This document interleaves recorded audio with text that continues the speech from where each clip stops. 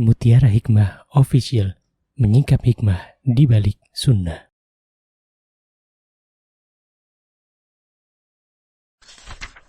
Salurkan donasi terbaik Anda untuk mendukung dakwah Mutiara Hikmah Official.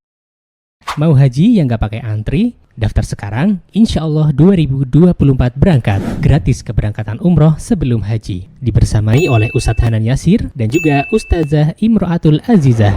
Buruan daftar sekarang juga, sebelum harga naik.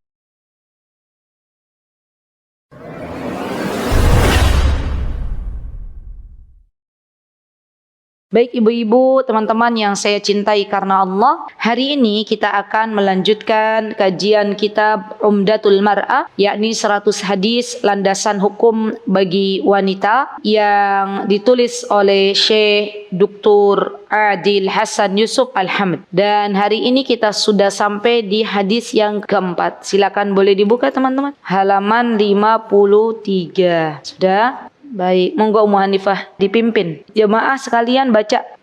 Poin keempat, waspadalah jangan sampai menyerupai laki-laki karena hal itu bisa menghilangkan kepribadiannya. Monggo kita baca sama-sama.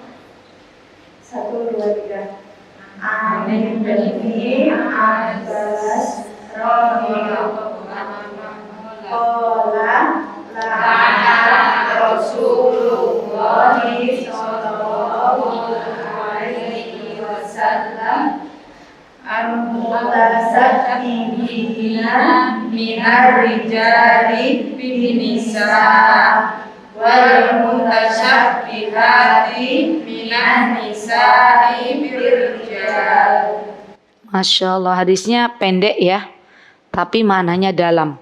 Maka ini dinamakan dengan jawami'ul kalim.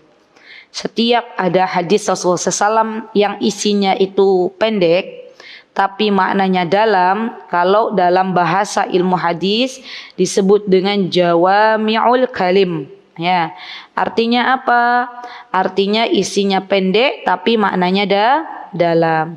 Baik, kita belajar satu-satu, dimulai dari berkenalan dengan Abdullah ibnu Abbas radhiyallahu anhu. Ani ibni Abbasin radhiyallahu anhuma qala. Kenapa di sini disebutkan anhuma padahal yang muncul hanya Ibnu Abbas? Karena sejatinya kalau ada dalam sebuah hadis bertuliskan Ibnu Abbas, itu artinya adalah Abdullah ibnu Abbas. Jadi radhiyallahu anhuma itu kembali kedua orang. Kalau dalam bahasa Arab kan kalau satu dhamir ghaib kan anhu. Kalau di sini di kitab Umdatul Mar'ah tertulis berapa huma? Berarti dua orang. Siapa yang dimaksud dua orang ini? Yang dimaksud dua orang ini adalah Abdullah dan Abbas. Ibu-ibu tahu siapa Abbas? Ada yang tahu siapa Abbas? Monggo, ada yang tahu? Boleh acungkan tangan. Siapa Abbas? Abbas itu siapa? Abbas itu pamannya Rasulullah sallallahu alaihi wasallam. Dan Abbas punya anak, di antara putranya beliau bernama Abdullah. Kalau di dalam hadis jarang disebut Abdullah ibnu Abbas, tapi disingkat menjadi Ibnu Abbas. Dan beliau, ya Masya Allah, namanya Abdullah ibnu Abbas. Ya, jadi bin siapa? Abdullah bin Abbas. Ayo. Bin, kan ini pamannya Rasulullah. Bin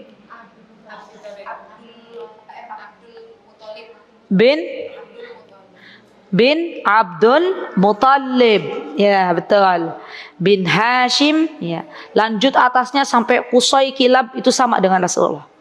Jadi satu nasab dengan Rasulullah, beda bapaknya aja.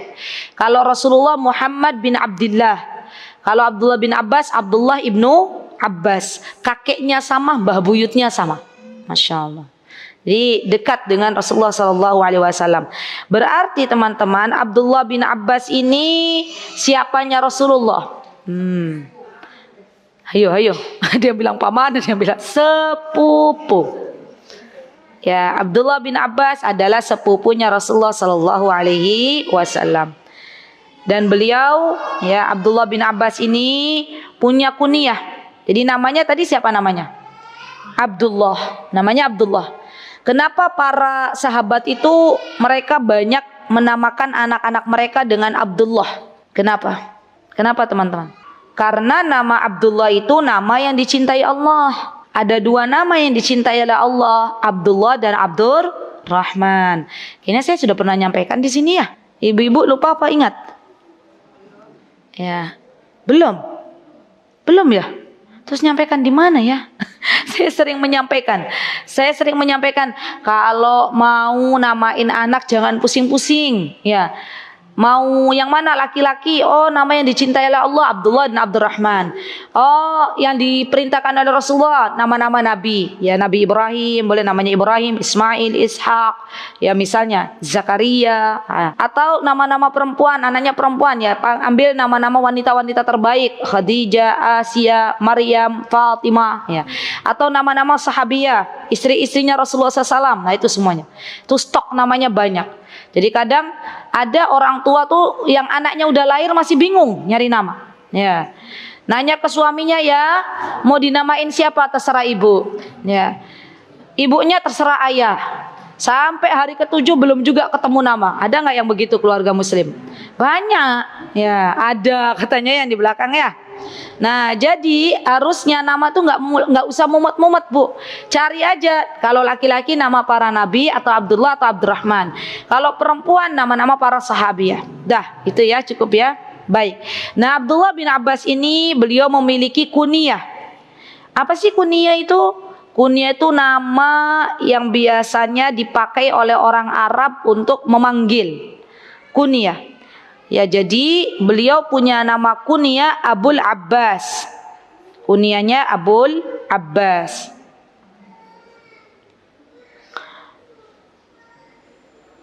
Dan beliau punya ayah dan ibu yang luar biasa nih. Ya, ayah dan ibunya itu adalah orang-orang yang dekat dengan Rasulullah SAW. Kalau tadi ayahnya bernama Abbas, ibunya namanya Ummul Fadl. Pernah dengar enggak? Lubabah bintul Haris Ummul Fadl. Nah, itu ibunya Abdullah bin Abbas. Teman-teman boleh baca tuh. Ya, kalau lagi selingan hari Ahad gitu ya. Pas lagi nggak ada majlis ilmu, baca kisah-kisah sahabiah. Di antaranya baca kisahnya Lubabah. Bagus. Lubabah bintul Haris atau biasanya kunyahnya Ummul Fadl. Masya Allah. Beliau adalah ibunya Abdullah bin Abbas. Nah, Abdullah bin Abbas, teman-teman, beliau dijuluki sebagai Hibrul Ummah. Apa itu Hibrul Ummah? Rujukan umat. Masya Allah. Wa faqihul asr, dan sahabat yang paling paham agama di zamannya. Masya Allah. Wa imamut tafsir, dan seorang imam dalam ahli tafsir. Nah, ibu-ibu, coba saya pengen tanya, siapa di sini yang punya anak laki-laki? Acungkan tangan. Walillahilham, saya punya. Yang di dalam siapa yang punya anak laki-laki? Muhanifah belum punya. Ya, semoga nanti punya ya, Muhanifah ya. Amin. Hari Jumat doa. Sudah ada ya yang di luar? Ada yang punya anak laki-laki? Tolong acungkan tangan. Masya Allah. Banyak ya yang di luar ya, alhamdulillah. Gini, doanya ibu kan mustajab. Teman-teman boleh berdoa, ya Allah, jadikan anak saya seperti Abdullah bin Abbas. Sebagai apa? Rujukan umat, ya kan? Masya Allah. Sebagai apa? Imam dalam agama, gitu ya, Masya Allah. Ahli ilmu. Bu, beruntunglah bagi orang tua yang Allah karuniakan anak-anak menjadi penyebar dari ilmu agama. Ya, beruntunglah bagi orang tua yang memiliki putra-putri yang Allah jadikan sebagai rujukan umat. Kenapa? Karena ketika anak-anaknya mengajar, maka orang tuanya dapat aliran pahala. Nih, saya sekarang lagi ngajar. Ayah saya yang sudah wafat, Allah yarhamu, Allahumma firlahu warhamu wa'afihi wa'fu anhu wa akrim nuzulahu wa wasi' madkhalahu waj'al qabrahu radha min radhatil jannah. Amin. Ayah saya yang sudah wafat dapat aliran pahalanya. Walaupun beliau sudah tidak ada di kubur. Kenapa? Karena dulu beliau yang menyekolahkan saya. Beliau yang memberikan kesempatan saya untuk di pondok pesantren. Beliau pula yang menafkahi.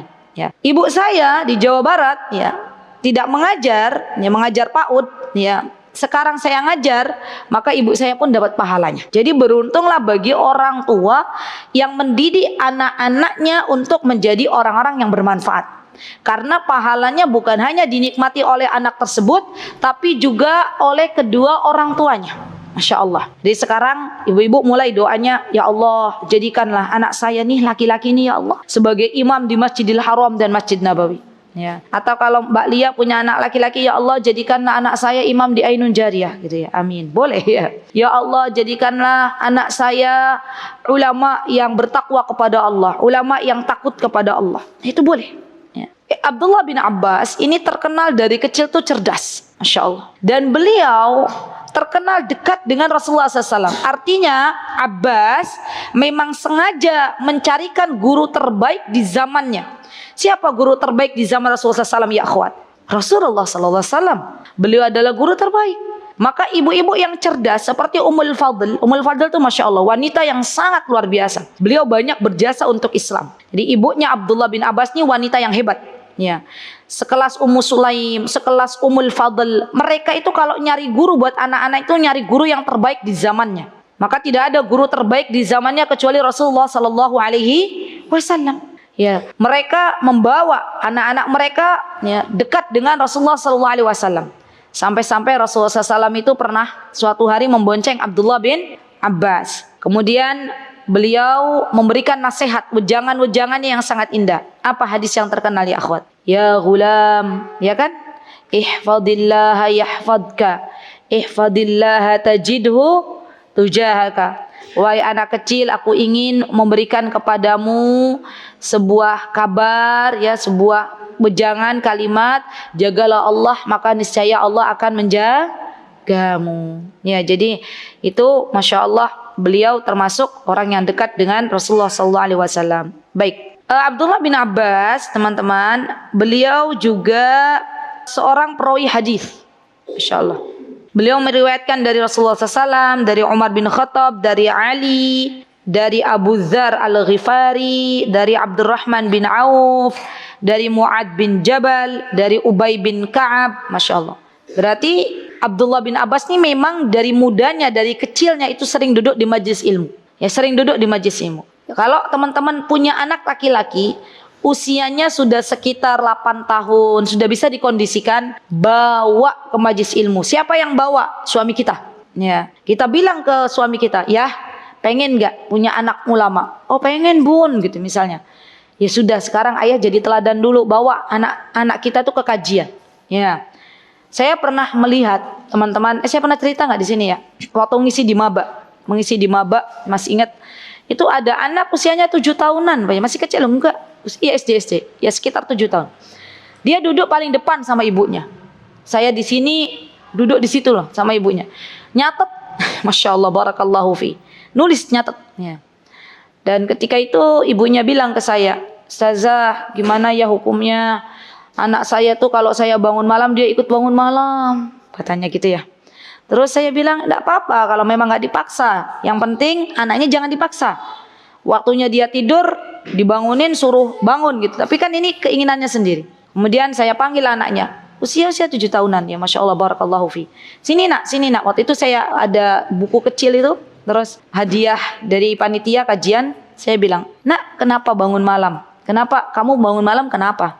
Katanya anaknya ini bilang, laki-laki, saya pengen menggandeng tangan kedua orang tua ke surga. Itu anak kecil. Jadi ibu-ibu sekarang tuh yuk kita bangun pola kita kepada anak-anak usia 8 tahun, 9 tahun tuh sebenarnya sudah siap untuk menuntut ilmu. Dan begitulah Umar bin Khattab mendidik Abdullah bin Umar. Begitulah Abbas mendidik Abdullah bin Abbas. Jadi para sahabat tuh zaman dulu anak-anaknya dibawa ke majlis ilmu. Ya, dengan syarat apa? Sudah bisa dikondisikan. Ya, jadi sebelum datang ke majlis ilmu itu dibacakan buku, mau berangkat kajian gitu ya. Disonding sama uminya, ya, disonding sama ibunya. Nah, nanti kita mau datang ke majlis yang Allah cintai. Nanti di sana nyatet ya, nanti begini. Kalau anaknya belum bisa dikondisikan, yang penting belum mau nyatet, yang penting diem dulu. Boleh pakai Lego, dengarkan. Pasti ada salah satu yang masuk ke dalam telinganya. Dan itu sudah saya praktekkan kepada anak saya. Yang laki-laki, abinya ngisi kajian, saya ikut. Ya, harapannya biar dia ikut di samping saya. Mas nyatet belum mau. Ya sudah, mainan di sini, rangkai Lego, pulang ke rumah, masya Allah. Abi tadi kata Abi bilang gini ya Abi ya. Saya kira asik dengan Legonya, ternyata itu masuk. Masya Allah. Jadi biasakan ya akhwat, kalau kita pengen punya anak laki-laki seperti Abdullah bin Abbas, biasakan sering-sering anak kita duduk di majelis ilmu. Baik. Kemudian Abdullah bin Abbas ini juga termasuk salah satu sahabat yang didoakan oleh Nabi kita Muhammad SAW. Apa doanya Nabi kita Muhammad untuk Abdullah bin Abbas? Doanya Rasulullah untuk Abdullah bin Abbas ini. Ya doanya. Allahumma. Ustazah boleh nggak saya pakai untuk anak saya? Boleh. Ya Allahumma faqihu fid din wa'allimhu fit ta'wil. Atau Allahumma faqihu fid din wa 'allimhu ta'wil. Allahumma ya Allah faqihu fid din. Pahamkanlah hunya kepada Abdullah bin Abbas ia akan agama. Allahumma faqihu fid din. Boleh, orang tua boleh doa gitu, ya Allah faqihu fid din. Allahumma faqih ibni fiddin, ya Allah jadikanlah anakku orang yang dia paham dengan agama. Wa'allimhu ta'wil, dan ajarkanlah ia, yang dimaksud tafsir di sini adalah bisa menjadi ahli tafsir. Ya Allah pahamkanlah agama untuk Abdullah bin Abbas, kata Rasulullah SAW, dan jadikanlah ia pandai dalam mentafsir.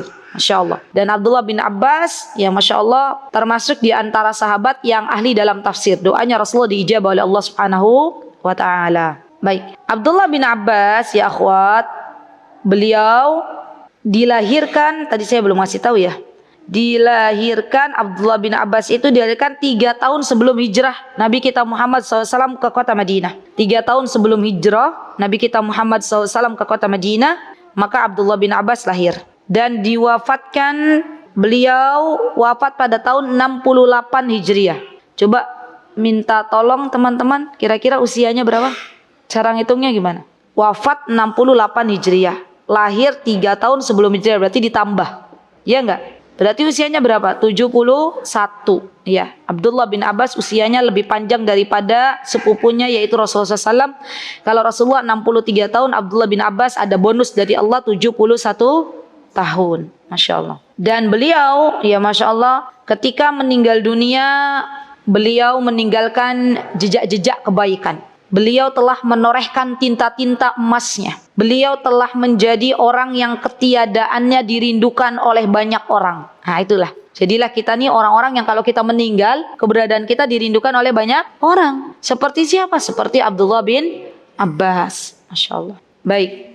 Ibu-ibu, Abdullah bin Abbas lahir di Mekah, wafat di Taif. Maka bagi ibu-ibu yang umroh plus Taif, biasanya kan ada kan umroh plus Taif gitu ya. Biasanya kan naik kereta gantung kalau di Taif. Itu ada Masjid Abdullah bin Abbas. Ya, dan saya doakan di hari Jumat yang mulia ini, waktu-waktu mustajab, semoga ibu-ibu semuanya, baik yang sudah berangkat ataupun yang belum berangkat, Allah mudahkan untuk bisa ke Mekah dan Madinah, serta bisa juga ke Taif. Amin. Allahumma amin. Tidak ada fadilah tertentu untuk pergi ke Taif, jadi itu ini aja, nggak ada disunahkan, nggak ada. Kami tuh kalau pas bimbing, kami bilang ke jamaah, ya jamaah yang mau ikut ke Taif silakan, yang nggak usah. Biasanya para jamaah yang sering ikut umroh, mereka sudah tahu Taif, nggak usah dah, saya nggak ikut, saya lebih ngaboti sholat di Masjidil Haram, boleh gitu ya. Bagi yang pertama-tama biasanya mereka ingin ke Taif. Ya, di Taif ada apa aja? Di Taif kita bisa melihat kebun buah biasanya ya, parfum, dan Masjid Abdullah bin Abbas. Itu salah satu destinasi yang biasanya dikunjungi oleh para orang-orang yang umrah gitu ya. Tapi kalaupun nggak ikut juga nggak apa-apa, nggak ada fadilahnya. Ya, amin. Baik ya ibu-ibu. Kemudian di sini masuk ke hadis ya. Di sini qala, siapa yang berkata? Siapa yang berkata? Abdullah bin Abbas. Dia berkata, la'ana Rasulullah sallallahu alaihi wasallam. La'an artinya Rasulullah melaknat. Dan kalau ada kata la'an, kaidahnya ibu-ibu tolong dicatat. Nanti kalau kita ketemu lagi insya Allah masih ingat. Dalam sebuah hadis Kalau ada kata la'an itu artinya hukumnya adalah dosa besar. Dosa besar. Jadi ada ciri-ciri dosa besar. Di antaranya sebuah dosa itu disebut dosa besar, di antaranya ada kata la'an. Kalau kata para ulama namanya al-kabair. Kabairuz dzunub. Kabair itu artinya dosa besar. Jadi yang pertama adalah tadi, kaidah dosa besar itu ada kata la'an. Ibu-ibu tahu seorang wanita, dia tidak mau diajak keranjang oleh suaminya, tidak mau melayani, ogah-ogahan. Suaminya sudah menginginkan untuk dilayani tapi dia nggak mau. Apa kata Rasulullah SAW? Dia dilaknat oleh malaikat sampai pagi hari.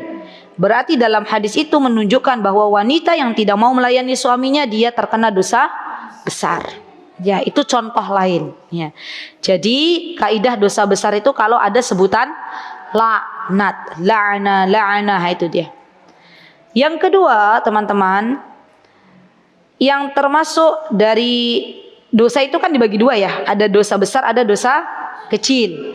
Nah, ini yang termasuk dari dosa besar adalah di antaranya jika Al-Quran dan sunnah menyebutkan bahwa itu adalah dosa besar. Jadi menunjukkan adanya sebuah kalimat min kabairidz dzunub. Seperti dalam surah An-Nisa ayat 31 Allah berfirman, A'udzubillahi minasyaitonirrajim. In tajtanibu kabaira ma tunhauna anhu nukaffir ankum sayyiatikum wa nudkhilukum mudkhalan karima. Lihat, kata Allah, kalau kalian bisa menjauhi al-kabair, berarti itu menunjukkan dosa-dosa besar. Dan disebutkan di dalam Al-Quran pula surah Asy-Syura, Allah menyebutkan apa sih dosa-dosa besar itu? Kata Allah, walladzina yajtanibuna kabairal itsmi wal fawahish wa idza ma ghadibuhum yaghfirun. Orang-orang yang melakukan dosa besar. Dan ulama tafsir menyebutkan di antara dosa besar itu adalah uququl walidain. Apa itu uququl walidain? Mendurhakai orang tua, membunuh orang dengan disengaja, itu semuanya termasuk dari dosa besar. Atau al-isyraku billah, menyekutukan Allah. Jadi Rasulullah SAW pernah menyebutkan bahwa al-kabair, ya dosa besar itu diantaranya adalah al-isyraku billah. Apa itu isyraku billah? Menyekutukan Allah. Wal firaru minaz zahfi, lari dari medan perang. Itu juga termasuk dosa besar. Wa aklur riba, bermuamalah dengan riba, makan riba. Ini hati-hati nih teman-teman. Ustazah, saya nggak pinjam uang di bank kok Ustazah. Saya nggak bermuamalah dengan riba, tapi saya hanya menjadi pegawainya, menuliskan, sama ya, dosanya sama. Baik yang menuliskan atau yang memberikan perantara menuju ke arah riba, semuanya sama kena dosa. Ya, dan semuanya dosanya adalah dosa besar. Baik, kemudian waqadful muhsanah. Ini termasuk dosa besar. Apa itu qadful muhsanah? Menuduh wanita-wanita suci berzina. Hati-hati ya teman-teman, jaga lisan kita. Jangan sampai kita berkata kepada seorang muslimah dia adalah seorang penzina, padahal buktinya belum jelas. Buktinya hanya ada laki-laki yang bukan mahram masuk ke rumahnya. Itu nggak cukup bukti dalam Islam. Seseorang boleh menyebutkan wanita muslimah ini penzina kalau dia melihat langsung ya perbuatan laki-laki berhubungan langsung dengan wanita. Lihat langsung, baru dia boleh mengatakan itu. Tapi kalau nggak ada bukti itu, maka hati-hati dalam berbicara. Jadi Masya Allah, Islam itu menjaga betul nama baik. Ya, nggak boleh seseorang asal menuduh. Baik. Wa aklu malil yatim, memakan harta anak yatim, itu termasuk dosa besar. Wa ilhadun fil masjid. Ini dosa besar nih. Melakukan perbuatan maksiat di masjid, melakukan perbuatan yang Allah tidak sukai di masjid. Jadi memang disebutkan dosa besarnya oleh Allah dan Rasulnya. Atau Al-Qurtubi pernah menyebutkan dosa besar adalah kullu dzanbin utliqa alaihi nassul Qur'an. Setiap dosa yang Allah Azza wa Jalla menyebutkan dalam Al-Quran. Dan juga Rasulullah SAW menyebutkan di dalam sunnah. Berarti ada baru dua ya. Yang pertama tadi tandanya apa ibu-ibu? Adanya kata la'an. Yang kedua disebutkan dalam Al-Quran dan sunnah. Dan disebut dosa besar kalau ada ancaman neraka. Disebut dosa besar kalau ada ancaman neraka. Adab neraka. Seperti apa? Membunuh dengan disengaja. Yang keempat, pelakunya disifati dengan kefasikan. Yang kelima, dosa besar adalah dosa yang dia ada hukuman khusus. Haddunnya ada. Misalnya apa? Misalnya apa ibu-ibu? Jadi syariat itu menyebutkan ada hukuman khusus di situ. Misalnya apa? Mencuri. Misalnya berzina, ada hukuman rajam. Mencuri ada hukuman potong tangan. Membunuh ada hukuman qisas. Nah, itu semuanya termasuk dosa besar. Jadi sesuatu yang di situ terdapat hukuman khusus, yaitu termasuk dosa besar. Baik, sampun ada berapa ibu-ibu? 5. Baik, diingat-ingat nggih, biar nanti insyaallah. Yang keberapa? Apa ibu-ibu yang kedua? Disebutkan dosanya di dalam Al-Quran dan Sunnah. Jadi ibu-ibu ini Masya Allah ya, belajarnya kitab Umdatul Mar'ah, tapi isinya masuk di bab akidah ya. Jadi enaknya kita belajar Umdatul Mar'ah tuh belajar para sahabi, ya kan ibu-ibu? Biografi para sahabat, belajar juga tentang dosa, tentang akidah, belajar juga nanti tentang fikih. Nanti ada di hadis-hadis selanjutnya tentang misalnya fikih perceraian, fikih khulu, gugat cerai, itu ada di sini. Walillahilham, kitab ini sudah ada di 2 majelis ilmu ya, di Teras Quran 1 di situ, yang kedua di Hasanah, dan yang ketiga di Ainun Jariyah. Saya pakai ini ya. Dan yang untuk Hasanah sudah selesai rampung. Walillahilham. Untuk Teras Quran sudah di hadis yang ke-80-an. Ya, alhamdulillah. Untuk Ainun Jariyah insyaallah nyusul ya. Alhamdulillah. Baik. Kemudian di sini siapa ibu-ibu yang dilaknat oleh Rasulullah? Di antaranya apa? Al-mutasyabbihina minar rijali bin nisa. Laki-laki yang dia menyerupai wanita. Zaman sekarang banyak nggak laki-laki menyerupai wanita ibu-ibu? Banyak. Ada nggak laki-laki yang melambai-lambai? Banyak. Ada nggak laki-laki yang suka-suka skincare? Ya boleh laki-laki ya. Apa ya? Skincare kan sebenarnya nggak harus buat perempuan. Laki-laki juga boleh. Asal jangan pakai alis tebal, pakai kosmetik, itu nggak boleh. Skincare itu kan membersihkan ya. Apa sih menurut ibu-ibu? Merawat. Lebih kepada kesehatan. Tapi kalau laki-laki sudah pakai eyeshadow, sudah pakai bulu mata, sudah pakai merah-merah merona, itu udah melambai-lambai itu. Dan ibu-ibu Masya Allah ya, zaman sekarang itu banyak yang terbalik-balik ya. Laki-laki kayak perempuan, perempuan kayak laki-laki. Maka ini sesuatu yang tidak diperbolehkan. Maka dari itu di sini wal mutasyabbihati minan nisa'i birrijal, dan adanya larangan para perempuan yang menyerupai laki-laki. Ibu-ibu yang saya cintai karena Allah, yang punya anak-anak gadis, ayo dibiasakan pakaiannya dari kecil ya.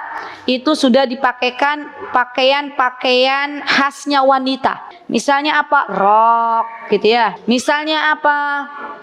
Gamis, boleh gitu ya. Kerudung, boleh tapi nggak paksaan. Kalau masih sumuk nggak apa-apa. Ya. Karena saya ada jamaah yang akhirnya menyesal. Menyesal kenapa?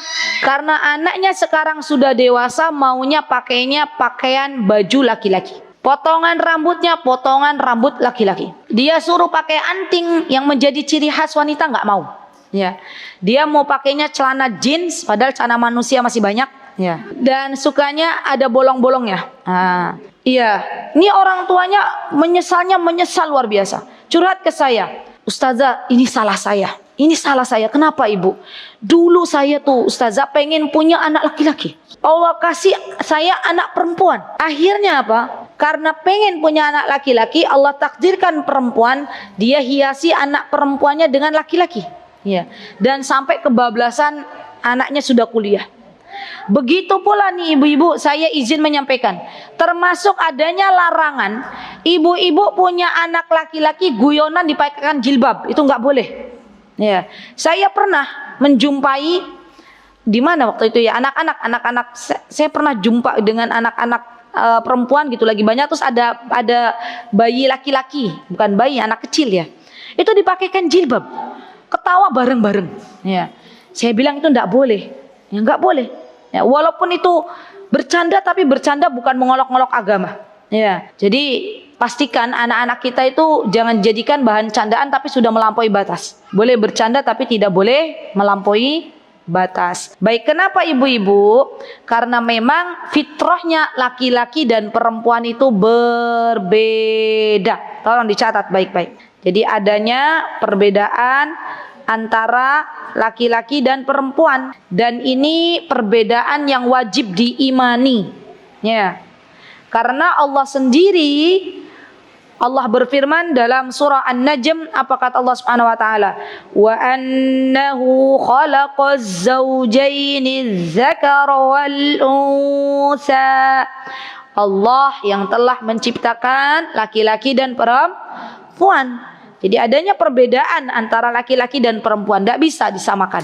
Nggak boleh juga laki-laki menyerupai perempuan karena punya ciri khas masing-masing. Ya. Apa diantaranya ciri khasnya? Ya. Dari fisik sudah berbeda. Ya, dari fisik sudah berbeda. Maka orang tua harus sudah bisa mengenalkan gendernya masing-masing kepada anak-anak. Ya. Nak, kamu tuh laki-laki. Laki-laki tuh punya ciri khas sendiri. Apa misalnya laki-laki ciri khasnya ibu-ibu? Tidak pakai kerudung. Ya, laki-laki lebih kuat fisiknya. Nak, kamu laki-laki. Jadi kalau laki-laki harus kuat fisiknya. Saya suka bilang ke anak saya begitu. Ya, anak usia 7 tahun saya bilang, Mas, laki-laki gitu ya. Terus kalau saya habis belanja, aku aja nih yang bawa. Berat enggak, Dek? Kan aku laki-laki. Oh iya, gitu ya. Jadi dari sudah harus kita didik tuh. Kamu kuat. Kamu laki-laki. Laki-laki lebih kuat daripada perempuan. Itu harus kita kenalkan, gitu ya. Baik. Kemudian di antara ciri khas perempuan misalnya melahirkan, menyusui, gitu kan ya. Jadi nanti nggak ada lagi tuh model ada tantangan. Ibu-ibu pernah lihat nggak di media sosial? Tantangan bapak-bapak pakai alat itu loh, pengen merasakan melahirkan tapi nggak pada kuat. Dikasih alat mesin gitu, kontraksi. Pernah lihat kan Mbak? Tuh ada beberapa laki-laki tuh kontraksi, pengen coba-coba pengen melahirkan kayak mana rasanya gitu ya. Dan akhirnya nggak ada yang kuat karena memang sudah menyalahi fitrahnya, dan nggak boleh seperti itu. Ya, nggak boleh ada laki-laki pengen kayak perempuan. Kenapa? Perempuan tuh Masya Allah ya, fisiknya lemah, tapi kalau untuk urusan melahirkan Allah kuatkan. Masya Allah. Jadi di balik laki-laki yang hebat ada perempuan yang lebih hebat. Setuju nggak ibu-ibu? Wah, paling kenceng nih ibu-ibu. Setuju gitu ya? Iya. Karena perempuan tuh fisiknya lemah, tapi di antara perannya tuh menguatkan kaum laki-laki. Ya. Coba ibu-ibu, kalau ibu-ibu punya anak laki-laki, seperti Asma sahabiah, ya dia kuatkan anak laki-lakinya. Anak laki-lakinya Asma siapa waktu itu? Abdullah. Ya, waktu mau perang dengan Hajjaj kata Asma, wahai Abdullah, anakku, kamu laki-laki, gak pantas kamu berperang dengan baju besi, katanya gitu ya. Majulah melawan Hajjaj. Apa yang terjadi? Ibu ridho. Bu, nanti kalau dibunuh dikuliti gimana bu? Katanya Asma, ya Abdullah, kamu sebagai orang yang pemberani, keturunan dari mbah buyutmu yang berani. Sekarang kalaulah Hajjaj membunuhmu dan mengulitimu, maka kamu sudah tidak terasa lagi. Masya Allah. Itu Asma bu, bilang gitu ke anak laki-laki. Jadi ibu, hari ini kita itu punya peran menguatkan jiwa laki-laki, berikan maskulin. Tahu maskulin bu? Itu sifat fitrah yang Allah berikan. Laki-laki itu maskulin, perempuan feminim. Itu fitrahnya begitu. Jadi ibu kalau punya anak perempuan, jangan dibuat kuat-kuatan. Ya. Nanti yang ada kalau anak perempuan ini dibuat kuat, nanti banyak suami-suami takut istri. Ya. Karena istrinya terlalu kuat. Yang ada gimana? Feminimnya dijaga. Fitrahnya tuh harus dijaga. Jadi perempuan gimana Ustazah? Perempuan diajarkan bagaimana masuk dapur, bagaimana membedakan mana kunyit, mana kencur. Anak zaman sekarang itu, coba ibu-ibu cek. Nak, coba nak bawakan ibu kencur, yang dibawa jahe.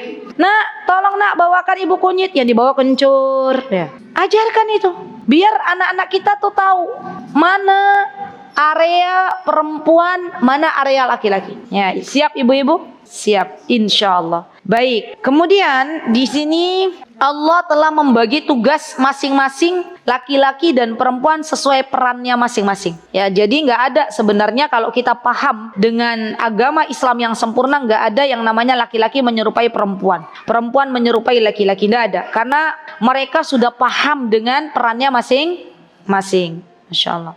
Baik, dan di antaranya lagi nih Bu, Allah telah menjadikan laki-laki ini pemimpin. Tolong dicatat baik-baik. Ar-rijalu qawwamuna 'alan nisa'i bima faddalallahu ba'dahum 'ala ba'd, kata Allah. Allah telah menjadikan laki-laki ini qawwam, pemimpin bagi keluarganya. Dan para wanita jadi makmum. Artinya para wanita, istri, anak itu adalah orang yang dipimpin. Jangan sampai laki-laki kita, suami kita sudah hilang kepemimpinannya. Kalau ada yang bercerita, Ustazah, suamiku tuh kayaknya kepemimpinannya udah hilang deh. Apa-apa katanya kata ibu. Terserah deh mah, terserah deh bu. Itu mungkin ada sesuatu yang pernah terlukai, ya, yang nggak sadar.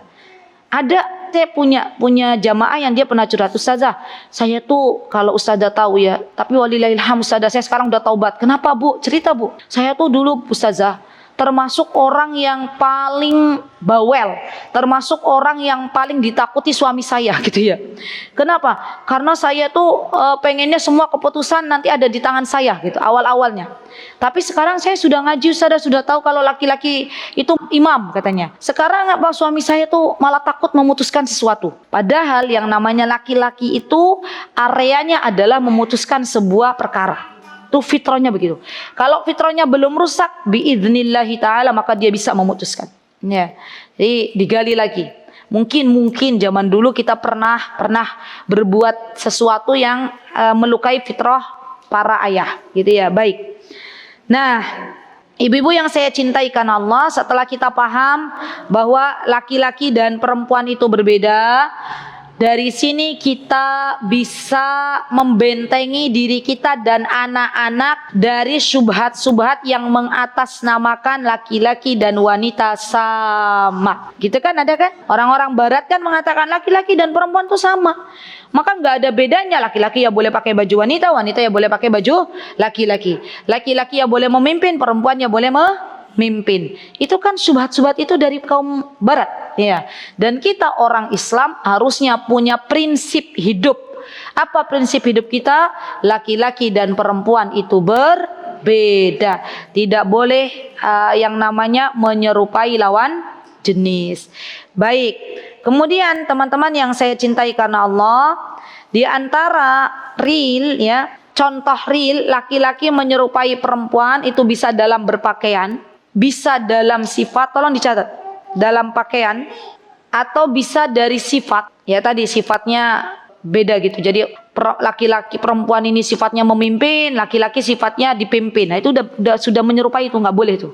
Ya. Yang ketiga dari gaya. Contoh misalnya gaya berjalan laki-laki dan perempuan sama apa mboten ibu-ibu? Beda, perempuan lebih kalem jalannya. Kalau ada perempuan jalannya kayak laki-laki, dirubah. Ya. Jadi gimana Ustazah, yuk kalem gitu ya. Kalau ada laki-laki jalannya kayak lenggak-lenggok, itu harus dirubah karena itu jalannya perempuan. Ya. Jadi gaya-gaya perempuan yang menjadi ciri khas perempuan itu harus diberikan kepada perempuan. Yang nggak boleh laki-laki bergaya jalan sesuai dengan gayanya para wanita. Baik. Kemudian ya pakaian, jadi ada khususnya masing-masing. Gaya juga sama. Apalagi kira-kira ibu-ibu yang tidak boleh kita menyerupai laki-laki misalnya, selain pakaian, gaya, sifat, apa? Berbicara. Berbicara juga sama. Tapi ibu-ibu, saya pernah menemukan jamaah baru hijrah. Beliau itu memang dari Allahnya akhwat, suaranya besar. kayak laki-laki. Memang sudah dari sananya nggak dibuat, enggak, ya. Kan beliau berniqab. Waktu itu assalamualaikum gitu ya. Terus saya yang menyambut karena saya sudah tahu beliau gitu ya, kenal. Mbak gimana kabarnya? Saya bilang gitu. Ibu-ibu nih kenalin nih. Ini mbak loh, mbak Fulana. Dia baru berhijrah, ya kenalan. Jadi ibu-ibu kan gak ada seuzon. Kan sekarang banyak juga tuh yang laki-laki menyerupai perempuan. Berniqab, ya kan? Masuk-masuk toilet perempuan. Masuk-masuk tempat ganti wanita. Gitu kan ada kan ibu-ibu. Nah contohnya niqab ini kan khusus perempuan. Ya sekarang banyak laki-laki pengen melihat auratnya wanita, akhirnya pakai niqab. Masuk ke majlis-majlis ilmu. Saya yakin ini yang di Ainun Jariah semuanya perempuan. Ngaku ibu-ibu? Perempuan. Ya. Jadi masya Allah ya kasihan. Saya kasihan ke anak-anak akhwat, ke para perempuan yang memang sama Allah udah dikasih gitu suaranya. Ya. Jadi kalau salam tuh assalamualaikum gitu ya. Orang sekitarnya tuh dikiranya ada laki-laki, padahal memang suaranya begitu. Nah, gimana Ustazah kalau ada laki-laki suaranya cempreng kayak perempuan? Assalamualaikum gitu ya. Maka diusahakan apa? Minta sama Allah biar suaranya lebih besar, karena memang suara itu punya ciri khas masing-masing. Baik, kemudian ibu-ibu yang saya cintai karena Allah, termasuk diantaranya juga seorang muslim secara umum. Kalau tadi kan tidak boleh menyerupai lawan jenis ya, juga tidak boleh menyerupai orang-orang kafir. Ini dia nih, nggak boleh menyerupai orang-orang yang tidak beriman. Dalam hal apa? Dalam hal yang menjadi ciri khas mereka. Contoh misalnya orang-orang Yahudi, contoh mereka punya ciri khas topinya itu nggak semuanya tuh, cuma di tengah aja. Pernah lihat nggak ciri khas orang Yahudi? Seorang muslim boleh nggak pakai topi cuman di ubun-ubunnya aja? Nggak boleh, karena dia menyerupai orang Yahudi. Ya. Atau misalnya punya ciri khas dalam bergaya. Seorang wanita non muslim pakai kalung, mohon maaf ada salibnya. Apakah boleh seorang muslimah memakai hal seperti itu? Tidak boleh. Karena itu menjadi ciri khas wanita-wanita kafir, wanita-wanita non muslim. Maka seorang muslimah boleh pakai bandul, bukan bandul salib. Ya. Jadi itu yang dianjurkan di dalam agama kita. Sebenarnya ya ibu-ibu, masya Allah, Islam itu adalah agama yang mengajarkan kebaikan. Kenapa kita tidak boleh menyerupai para wanita atau laki-laki non muslim? Karena Islam itu sendiri sudah disempurnakan oleh Allah Subhanahu wa taala, dan Allah sudah mengatur sedemikian rupa, menurunkan para rasul untuk mengatur kehidupan umat-umat muslim dan muslimah. Dan kita sebagai wanita-wanita muslim, sebagai orang-orang yang beriman, hendaklah kita mentaati Allah dan Rasulnya. Terakhir ibu-ibu, minal fawaid al-muta'alliqah bi mawdu'il hadis, saya bacakan faidah-faidah yang berkaitan dengan hadis yang keempat ini. Yang pertama, hurmatu tasyabbul mar'a birrajul, diharamkan yang namanya perempuan menyerupai laki-laki. Yang pertama, jadi adanya larangan perempuan menyerupai laki-laki. Yang kedua, antasyabbahal mar'ah birrajuli minal kabair. Seorang wanita menyerupai laki-laki itu bagian dari kabair. Kabair itu dosa besar. Jadi kalau ada wanita muslimah menyerupai laki-laki, tadi kita sudah belajar apa saja, maka itu bagian dari kabair. Kabair itu dosa besar. Yang ketiga, anna uqubata tasyabbul mar'ati birrajuli al-la'n ala lisani Rasulullah sallallahu alaihi wasallam, bahwa uqubah itu siksaan yang Allah berikan kepada seorang wanita yang menyerupai laki-laki adalah al-la'n. La'an itu laknat, dan kita tahu ibu-ibu yang namanya laknat itu dijauhkan dari rahmatnya Allah, padahal kita butuh rahmat Allah. Tapi laki-laki dan perempuan yang menyerupai lawan jenis, maka dia terkena ancaman laknat dari Allah dan Rasulnya. Ya. Baik, yang keempat, annal Islam hirsun ala tumayyiz sakhsiyatil mar'a wa tufarriduha an sakhsiyatir rajul. Islam itu fokus untuk bisa membedakan antara laki-laki dan perempuan dari kepribadiannya. Jadi adanya perbedaan yang sangat signifikan antara laki-laki dan perempuan, dan itu diatur di dalam Islam. Sekali lagi, bahwa Islam mengatur mana kepribadian khusus laki-laki dan mana kepribadian khusus perempuan. Sudah? Yang kelima ini hampir sama dengan yang keempat ibu-ibu, hanya beda redaksinya aja. Yang kelima, anna lil mar'a khasa'is takhtalifu an khasa'isir rijal. An khasa'isir rijal fala tamha bitashabbuhi birrajul. Seorang wanita dia punya kekhususan yang mana berbeda dengan laki-laki. Ya. Baik, sama-sama 4 5 sama artinya. Yang keenam, anna tashabbahul mar'atu birrajuli yadullu ala muskhin fil fitr bihasbi naw'i tashbuh wa darajatiyah. Seorang wanita yang dia menyerupai laki-laki ini sudah di luar fitrah. Jadi sudah keluar dari fitrahnya. Padahal yang namanya wanita dan laki-laki itu punya fitrah yang berbeda-beda. Terakhir, anna min dhawabit zinatul mar'a wa libasiha wa harakatiha alla tashabbahu fil rijal. Baik, kaidah dhawabit itu kaidah dari perhiasan seorang wanita disertai dengan baju serta gerakannya itu tidak menyerupai laki-laki. Jadi maksudnya adalah wanita tuh punya baju khas sendiri, laki-laki punya baju khas sendiri, gitu loh. Gerakannya juga sama, laki-laki punya ciri khas sendiri, wanita punya ciri khas sendiri. Wallahu ta'ala a'lam. Baik ibu-ibu, insyaallah itu yang bisa saya sampaikan. Jikalau ada kebenaran datangnya dari Allah Subhanahu wa taala, jikalau ada kesalahan saya mohon maaf yang sebesar-besarnya. Aqulu qauli hadza wastaghfirullah li wa lakum wa akhiru da'wana alhamdulillahi rabbil alamin. Wassalamualaikum warahmatullahi wabarakatuh. Mutiara Hikmah Official, menyingkap hikmah di balik sunnah.